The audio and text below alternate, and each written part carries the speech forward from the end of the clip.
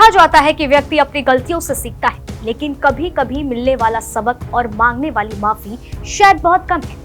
हैरत होती है ऐसी सोच पर, जहां पहले बेशर्मी की सारी हदें पार कर दो और फिर बड़े पर्दे पर रोने लग जाओ और अपनी ही करतूतों का वीडियो सोशल मीडिया से डिलीट कर दो। लेकिन क्या काले पर्दे पर काली कॉमेडी को डिलीट करने से सब ठीक हो जाएगा?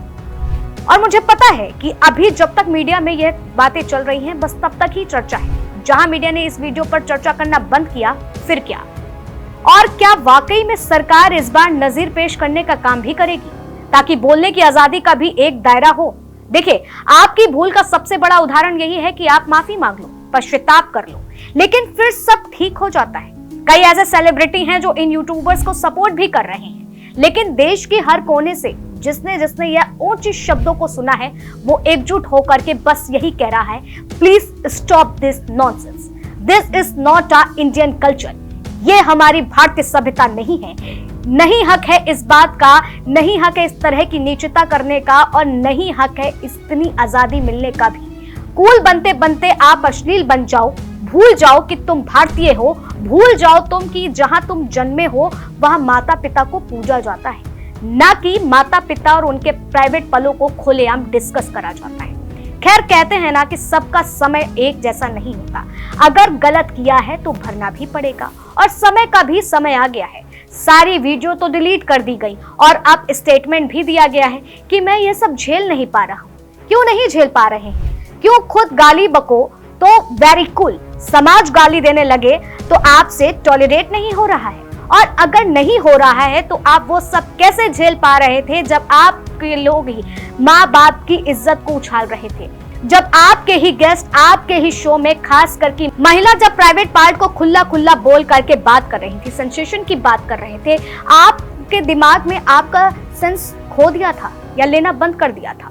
दिमाग की सारी सेंसेशन खत्म हो गई थी तब। और वही अपूर्वा जो बड़ी कूल बनकर इंचों की बात कर रही थी, आज थाने के चक्कर लगा रही है, जो कह रही थी कि वो पूरा शो एक विदेशी स्क्रिप्टेड था। अगर ऐसा भी था तो क्या स्क्रिप्ट पढ़ी नहीं गई थी?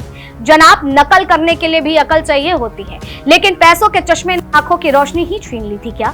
आपने एक्सेप्ट किया कि यह सब बहुत कूल होगा, हम तो फेमस होंगे, और चलो गाते हैं अश्लीलता और नीचता भरा गाना। या फिर अगर स्क्रिप्टेड था तो यूं कॉन्फिडेंस हंसी कैसे निकल रही थी?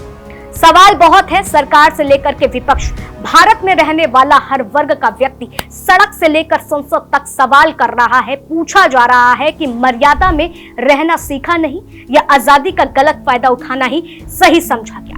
क्यों अपनी हदें भूली गई? वीडियो डिलीट तो हुआ, मगर क्या माफी मांगी गई? नो। रणवीर अलाहाबादिया, जो खुद को बहुत बड़ा सनातनी बताते हैं, बड़े बड़े साधु संतों के साथ पॉडकास्ट भी करते हैं, लेकिन क्या कभी उनकी बातों को सुना, उनके विचार को अपने भीतर धारण करने का प्रयास किया, कि केवल पब्लिक को सुनाने के लिए वीडियो बनाई गई? क्योंकि अब आप फंसे हैं तो फंसे हैं, चरित्र पर दाग लगे हैं तो लगे हैं। काम ऐसा कि भारत का हर व्यक्ति सर झुका गया है, चेहरा ऐसा कि गिरगिट भी संभल गया है।